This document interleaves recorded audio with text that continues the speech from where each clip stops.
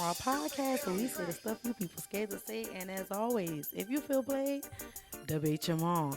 This is a fresh EP, of course, and I am back by popular Denee. And I have a super special guest with me. This is the beautiful Tayla Denee. What's up, y'all? Happy to be here. Yes, I'm so happy that you came. So let me just tell you how much of a hustler I am.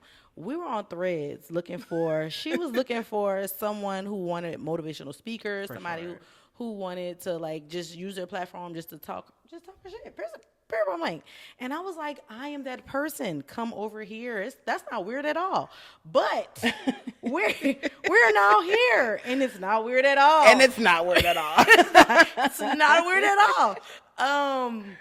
But yes, so when you were talking about, and I was reading about, you said that you just had your son and you're trying to get back into, and I was like, that is the perfect person to come, because us as women, we always feel like we got to put everything on the back burner. For sure. And so, like, to that point, like, where have I been, ladies and gentlemen? So for my people who've been here for the longest, my getters, hey y'all, I'm back.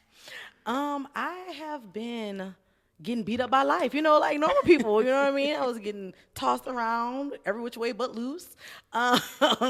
So I had to find my way back to myself, and it's very hard to do that, especially when you want to sit in your, misery, if you will, your whatever the negativity is. It's hard to pull yourself from out of that, but can you talk to that? Like, what are some tips or tricks that you possibly have? Ooh, girl, I feel like for me, a lot of it has been like giving the love to myself that I wish other people gave me. And so instead of looking for love from other people, giving the love to myself that I wanted from other people. And so I've really been focusing on being in the gym, getting back into my self-care, doing my makeup consistently, because like as a makeup artist, I find myself that I don't want to do my makeup a lot.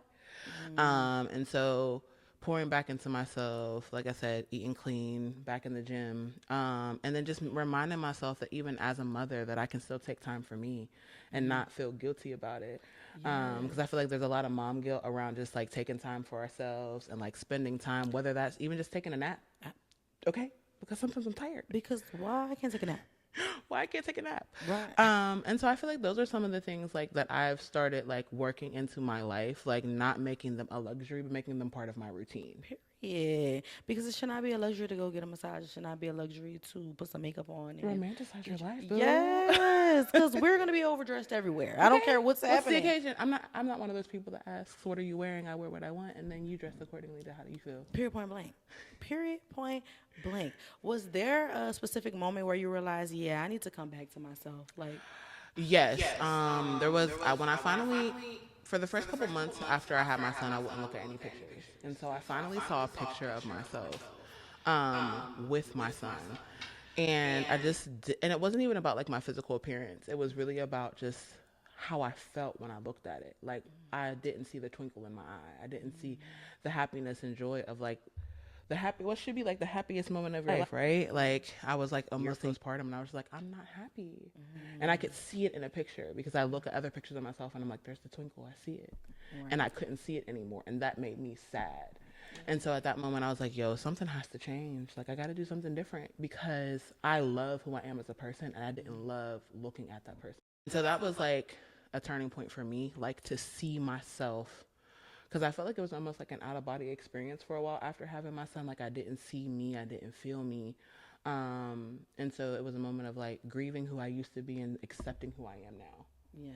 And, like, trying to figure out what that looks like That's now. a real thing. You know how many mothers go through that or feeling that and can't even put it into words the way that you put it into, like, not knowing what is wrong. Like, what is that thing? And I think that a lot of that has to do with like your strong will and you, like you said, wanting to see like the positivity in yourself again, because it is very hard to look at yourself in the mirror. You're like, I don't remember who that person really is. And is my life dedicated to just being a mom? Am I just a mom? I'm just a mom. Why I can't wear my cheeks out? Because I'm a mama? Like, what are we talking about?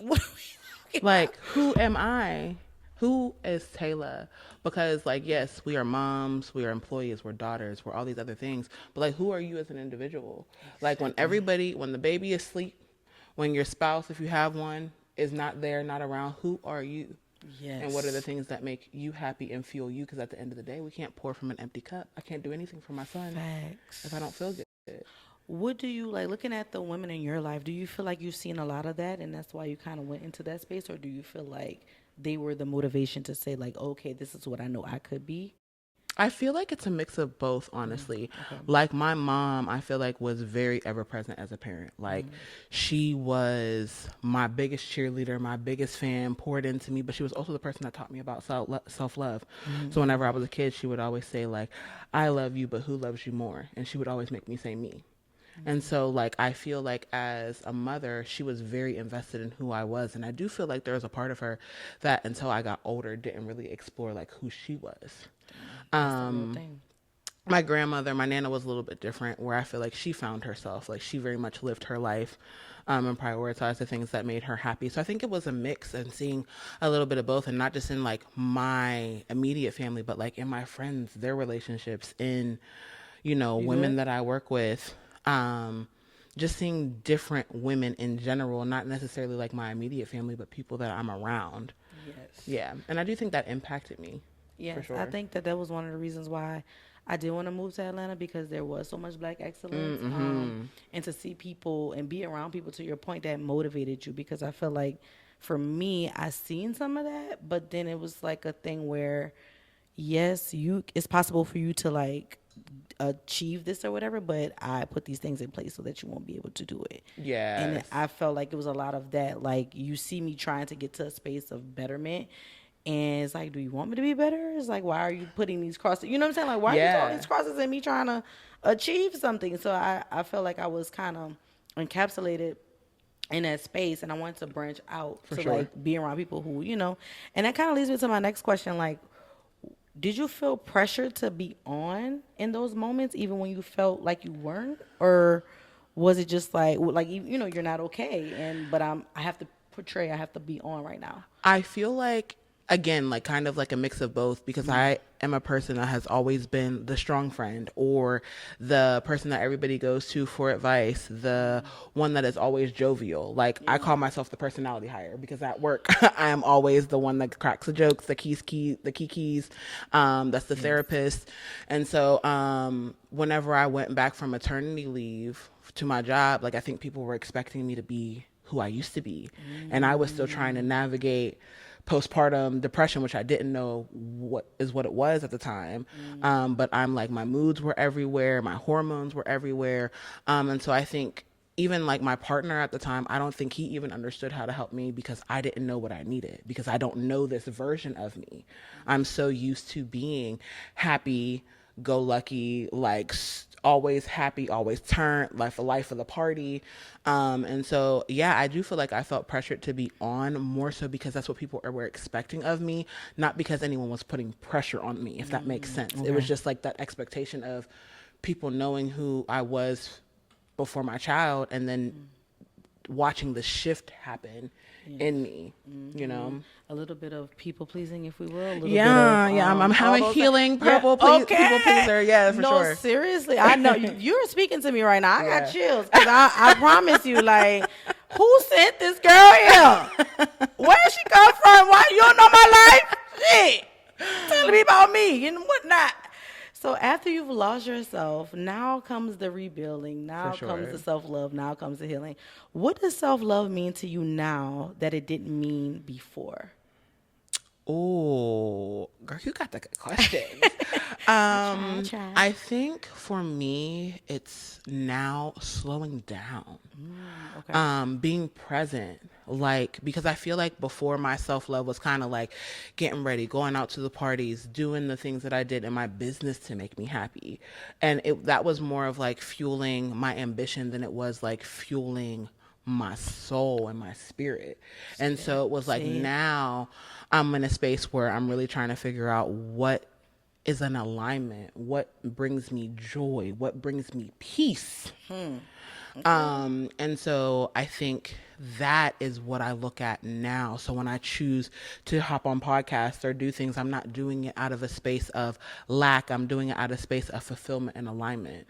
And so that's something that I prioritize now. So I'm not saying yes to everything. I found my no. Period. And so I feel like that was a huge part of my self-love, was like being able to say no, like not having to say yes to every opportunity, not having to say yes to everything, and like setting my boundaries. Okay. Like, because I feel like there were a lot of things that I let slide. And now that I have a son, a child in general, now that I have a child, I feel like I hold myself to a higher standard. And anybody that comes into my space has to hold themselves to the same standard. I know that's and so I think just protecting that and cherishing that and honoring that within myself and honoring the commitments that I make to myself is something that I wasn't doing before. And I thought it was self-love at that time. So I think it just looks different now. Yes, I love that answer. And I know you talked a little bit too, like exercise and doing things like that. What were some other habits and routines that kind of help you start feeling like you again? Like, well, no, I think you also mentioned like the makeup and stuff. So were you starting other people's makeup? Did you stop doing makeup for a while? Oh yeah, girl. Just you? I stopped taking clients. I stopped teaching classes, like outside of work, because I work in beauty retail. So like I had to be at my job. Right. But like as far as like doing it as extracurricular, there was none of that. Yeah. I completely stopped doing all types of makeup. I think one of the things that I started doing that was a new part of my routine was I started journaling. I used to journal a lot, especially like during the pandemic. I had multiple journals with business ideas, spiritual downloads that I would get, venting things that I would never want to tell anybody else. But, you know, we write them down to get rid of them for me. You listen and we don't judge. And so I think journaling was a big one. But I think self-reflection, like every day when I wake up in the morning, what am I feeling? Because like part of my postpartum was I had to recognize what I was feeling. Am I anxious? Am I sad? Am I frustrated? And being able to name my emotions and what they are, because not everything is sad. Yes. Depression can manifest in a bunch of different ways. Absolutely. Sometimes it's just avoidance, like I don't want to do something. And so I think being able to take self-inventory was a big thing every day, and then waking up with gratitude. Amen. Like being thankful for the breath in my body, being thankful that my child is healthy, being thankful that my mom is still here, being thankful for the roof over my head, even though I want to move, but being grateful for the things that I have. And so starting every day with gratitude and self-reflection. I love that, because you have to, man. You get so wrapped up in the hustle and bustle, trying to struggle, to trying to do all the things, and you just forget to be grateful. Absolutely. These days, I'm like, my whole mindset has definitely changed, because at one point I was like, this isn't working. I had to literally like, girl, get it together. Like, you can't keep thinking that things are not working out. They're not working out because you're not doing these things. We have to do a little self-reflection in the moment. And then the part of that too, like, not working out, everything is working out in our favor. Nothing is happening to me, everything is happening for me. So that negative self-talk, rewiring how my brain thinks and how I talk to myself, was another thing that I think was big for me too. That's crazy, because my next question was, did you have to unlearn anything? And that's girl, yes. so much, right? We'd be here for hours. Yeah. All the stuff that we like grew up, just the music, the TV shows, like I blame 90s R&B. Let me tell y'all something. 90s R&B, y'all really could go to hell, because I thought that the men were going to be yearning. Okay. They're not yearning. Ain't nobody crying in the rain. I ain't nobody see a boom box yet. I ain't seen nobody lay on a sofa and cry and tell a story. It's just, it's rough. It's out ghetto. Here. It's very much ghetto. so ghetto. And then after the rebuild, after the healing, now we have this glow up. Now we're like, So when you start taking care of yourself again, it's hair, skin, style, energy, does your mindset shift too? And I think we talked a little bit to that. I feel like it has to. Yes. I feel like it's inevitable, because instead of making everybody else a priority, you start prioritizing yourself. Yes. And so I think naturally it just changes, you know? Yeah. I feel like I was always an afterthought, like me as a being. And it's like, how are you the afterthought when you have to literally pour into other people? If you don't pour into yourself, how do you have that to give? That's the part. So I think it just naturally has to evolve. It has to change, you know? Because people ask me all the time, like, how are you so confident? How are you gonna? I'm like, I literally bully myself. I want y'all to know it's no secret. You have to bully yourself. Like, I bully. Listen, I'm just leave that way and say, but I definitely bully myself. No. If it's a negative thing or not, but I have to tell myself, like, no, this is what we're doing. Yeah. You said you wanted to do it. Get up. Get up and do it. Get up and do it. Like, what are you Honoring your commitments to self. That's the part. We're going to have to, you know what? I'm going to change the title.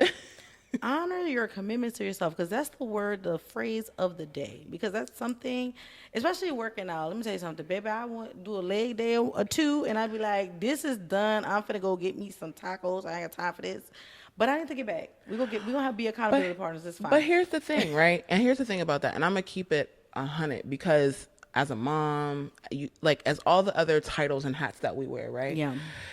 I am not going to be 100% all the time. My goal is to be 1% better every day. 1% better today than I was yesterday. 1% better to tomorrow.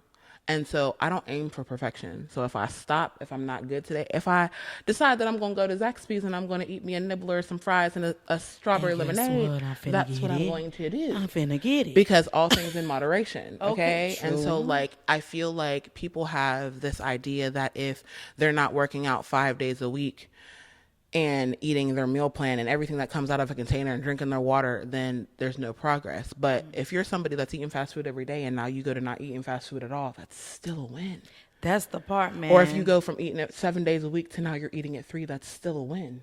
If you weren't working out at all and now you're going to the gym 2 days a week, that's still better than not going at all. So I think you have to celebrate the small wins. Yeah. And so for me, I'm not yes, is the goal to work out 5 days a week, eat my meal prep, and not drink my calories? For sure. Yeah. But if there's a day in the week where that's not what happens, I'm not going to get down on myself and then not show up the next day. That's the part. And that's the thing. And it goes back to my next one. I just love our conversation right now. We're just flowing into my questions. Do you think looking good is a self-love thing, a discipline thing, or both? Because some people, and I know some friends of mine and people that I talk to, they think it's a chore. And I'm like, no, I feel good, so I want to look good. You know what I mean? I don't look like what I've been through, because that is not a pretty subject. No, for sure. So what do you think it is? Is it a self-love, discipline, or both? I think it's both. I don't think you can do one without the other. So I think looking good, to society standards, is different, right?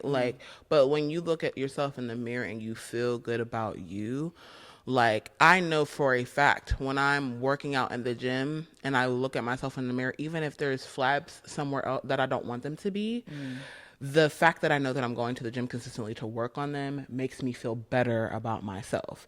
And so I do think it's self-love, because one, I want to live longer. I got a baby. Okay. And whether we want to admit it or not, because I'm never going to fat shame anybody, but high blood pressure runs in my family, high cholesterol runs in my family, diabetes runs in my family. And so all these are things that I want to avoid. So part of that is living a healthy lifestyle. And that doesn't mean weighing a certain number. That just means doing physical activity, being a healthy individual, and trying to live clean so that I can live as long as I possibly can. Because we ain't doing all this to go at 40. No, definitely not, baby, because somebody better give me a refund on everything. Everything. Everything. I need the cash in my hand. Yeah. Okay. So as women, as girls, we love our products. Yes. That's a part of our glow up energy, right? Where do we draw the line between high maintenance and I deserve it? This is high maintenance. I deserve this. I want this. Where's the balance? Oh, girl, don't ask me, because I feel like so again, I work in the beauty industry. Yes. So your girl gets a lot of free product. And so I feel like I am not the right person to ask, simply because to a lot of people, what I have would be excess. However, I'm not spending the coins on the excess. So I think for me, it's, if you deserve it. Okay, so I feel like there's a lot of pieces here. Yeah, yep. So let's just take it at a small scale. Okay. If you're not coming from a place of lack, the money is always going to return to me. Period. I attract money. I don't live to work. Amen. Money is coming to me. Okay? So if we preach, if we work in that paradigm of thinking, right? Okay. If it's going to make me feel good, and it's not taken out of a bill or something that's we're not being stupid out here. Talk about it. If it's not something that's going to stop your child from eating, stop the lights from being on, then I feel like, sis, you deserve it. Okay. We can't take it with us. We can't. But I also think there is a borderline of is the product actually good? Is the product actually going to do something for you? That part. Do we just want it just to want it because it's trendy? Because there's a lot of influencers out here that are just selling y'all crap that doesn't even work, that isn't good, don't have a stabilized delivery system, nothing. So it's and like bad customer service. And bad customer service. So I think there's just a fine line of like, do you really need it? Does the product gonna work? And at the end of the day, like, if you want it, sis, go and get it. Go and get it. It is what it is. At this point, the way that Cheeto is running the country, we don't know how much time we may have left. Okay, that part. Go get what you need when you want, when you need. Okay. Okay. So, in this new chapter of confidence, you've now built yourself up, and you're glowing and you're flowing. Do you feel like confidence is something that you have, or something that you build daily? Oh, I think innately you have it. Okay. But I think things can change how it shows up. So for me, I've been different sizes. My weight has gone up and down my whole life. And so I feel like I've always had some level of confidence, but I think it has gone through phases. Yeah, so I think, like over the course of my life, I feel like I've always had some semblance of confidence, but I think it has changed and evolved over time. Like when I was pregnant, I didn't feel the same level of confidence that I was before. And then postpartum, I was still confident, but now I have to find ways to love this new body, this new person, essentially. And so I think innately you have that in you, but I think as we evolve and as we grow, you have to find confidence in the new version of you. Absolutely. So I think it is daily, but I think if you're not confident, I think confidence comes from self-love. And so I think the two kind of go together.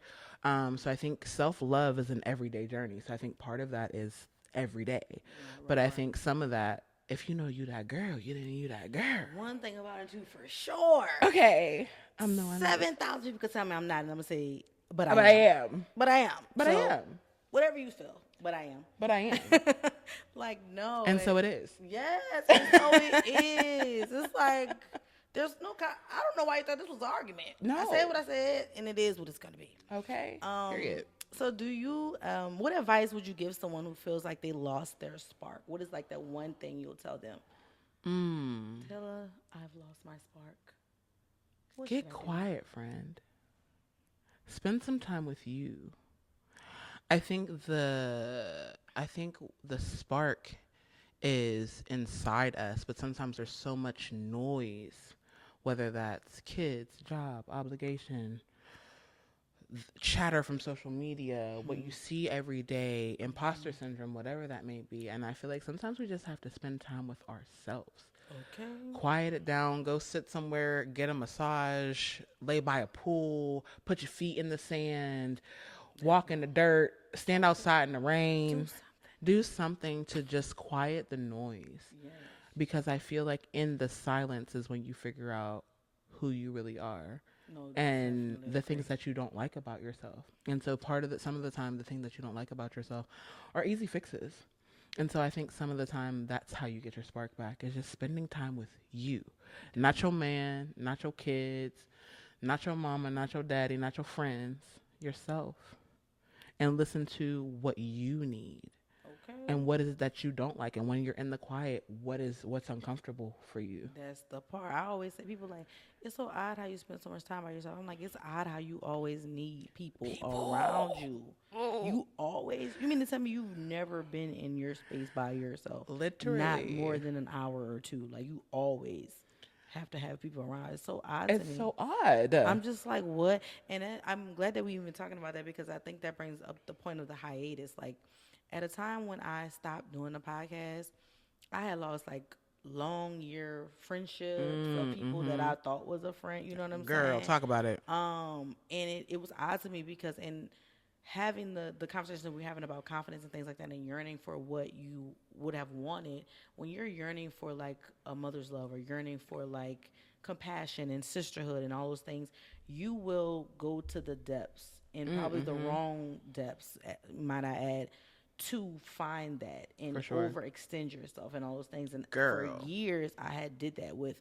people I thought was a friend of mine. You know what I mean? And so to find out that wasn't the case, hold on. Okay, my bad. I'm like, what's that noise? Don't stop. Everybody was kung fu fight. Oh, baby, we will jump you. Okay. I think that I had to sit with myself. That was losing people talk about heartbreaks from a man. Friendship breakups? What? Girl. My heart was broken. Okay. My heart was broken, and I'm vulnerable enough to say that. Like, my feelings were hurt behind that, because I'm like, to have to go fly somewhere else, way across the country, to find out somebody's not your friend is insane. Yeah. Given the fact that child, we've been talking about it all day. But because of the fact, but I also had to look within myself, to your point, to say, like, what was it that you were wanting so bad that you were willing to ignore? You know, people showing you that showing you that they don't rock with you like that for real. You're still trying to be loyal to the soil. Yep. Like, it doesn't matter how loyal you are. Like, you need to figure out why you feel like you want to be so loyal to somebody who is not even showing up in that way for you. You know what I'm saying? So I had to do a lot of reflecting, and it took time. Shosha, I'm sorry. Like, it took time of me getting back to myself. That took time, and then me getting comfortable with doing this podcast thing. Again, that took time, because so many people have so many, and even now, so many opinions, so many judgments, so many things of what I should be doing that's not even in the same field of what I'm doing. Stop telling me what the fuck I need to be doing, and you don't even know what the fuck. You don't know who you are. Don't you yuck nobody's yum, okay? Please, get your ass. Get your ass. Because although I might be pretty, I do like to scrap a little, okay? So I refuse, I'd rather not. I'd rather be lean the fuck back, but I will lean up. Okay. So, I mean, I love this conversation that we're having, because it is a very self-reflective conversation. For sure.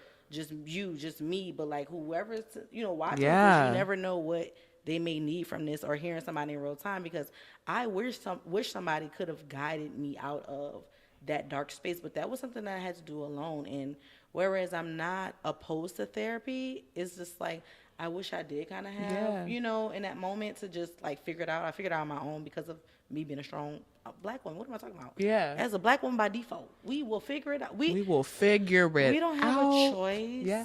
We never really had a choice, but that's neither here nor there. So now that we've gotten our groove back, do you relate to Stella finding herself again? Or reinventing herself? I am, so full transparency, I am not there yet. Okay. Period. Because we're healing, not healed. So like for sure. And I feel like healing is a journey, not a destination. Okay. And so for me, like, I feel like, yes, I relate to Stella in the fun, just out here having a good time. But when I say your girl is like not in these streets these days, and like, I low key, like, cause me and my partner, it'll only be about a year that we've separated. So I am what I would still consider, I guess, prudish, newly single. Period. Well, we single or married? Single. But I am not actively looking, because I really just wanted to spend time with me. Because I feel like I have been like a serial monogamist. Like, I feel like I've always found a partner. I've always found a relationship. I've always done that. And so, like, I'm not really looking to get my groove back with nobody. I'm just looking to find me and, like, what do I enjoy and what do I like? Because my next question is getting your groove back about returning to who you were, or becoming someone new? Because it could also be that. I think for me, it's becoming someone new. Okay. I think there are still parts of... There's a saying that your new life is going to cost you your old one. And so I very strongly feel like the person that I am becoming is going to cost me the old version of me, and has cost me the old version of me. But I do still think there are parts of me before my son, before this evolution of self, that still exist, and I think now it's figuring out, like, in what capacity do they exist now?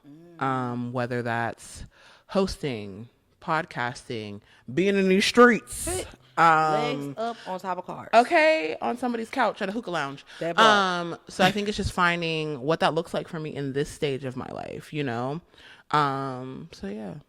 What would you tell your past self, now that we've all talked about all of this, what would you tell your past self during your lowest point in that journey?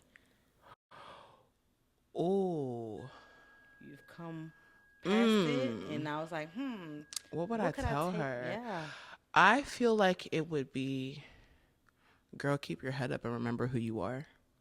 Okay. That's a word. Yeah, and I think it's just that simple. Yes. Yes. Because I think I was in the darkness. I had forgotten that I am that girl. Yes, I really think I had forgotten that. And so I think that's so simple, but so profound. Yes. Just pick your head up and remember who you are. Yes. And I'm going to end it on that note because that was the one. Like, that answered all of my other questions. Because basically I was going to ask, like, what do you want the listeners to hear or take from your comeback story? What's one thing that you like, this is what?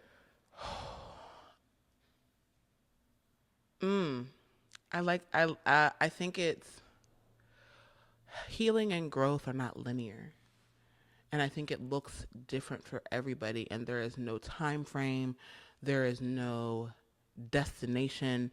I think it's constantly changing and being okay with you may not look the same today that you look tomorrow. Yes. But all of those parts still exist in yourself. So it's about embracing the light, the dark, the good, the bad, and then still loving yourself afterward. Yes.